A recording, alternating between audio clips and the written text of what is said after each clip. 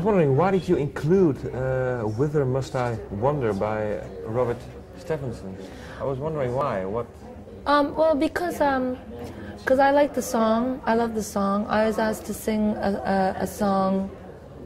I sing a lot of old songs, and I get asked to sing old songs because of the way that I sing, and this was one of these songs. And my mother actually introduced me to the song. Her dad used to sing it, or at least taught it to her. And I felt that although I sing a lot of jazz standards, I know I can do that. I felt that a lot of people on the records have been doing a lot of jazz standards, or there's been a lot of records of jazz standards. And I thought it would be more interesting to go back another 30, 40 years and open up the box a little bit. Okay. And do something a little earlier than that, from the turn of the century. And why this song in particular?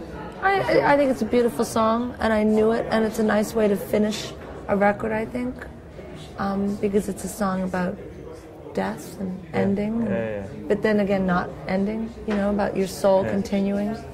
Okay. Yeah, why did you, I think I know the well, why did you call the album Martha Wainwright? Is there some kind of special meaning for you?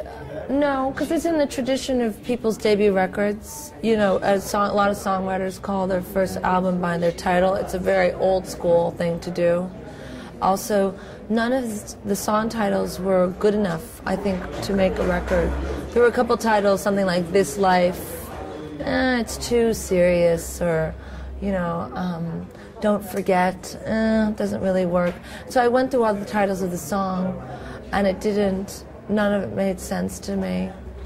When the Day Is Short and the Nights Are Long was too long. Yeah. You know, it didn't work. And I wanted it to just be a sort of, I didn't want to draw attention to one song in particular, because I don't think there was really like a main single. And I also wanted it just to be very much like the cover, and I think like the record, very much an overview of a person in their 20s, a young woman in her 20s, namely me, you know, Martha Wainwright. Yeah. I think it's a very kind of revealing record in many ways, and it's just sort of the story of one person through that time. And over what time period have the songs been written? And the first song on it I wrote when I was about 20, 21 years old, so it's all through my 20s. 8 years. Okay, 8 years. Yeah.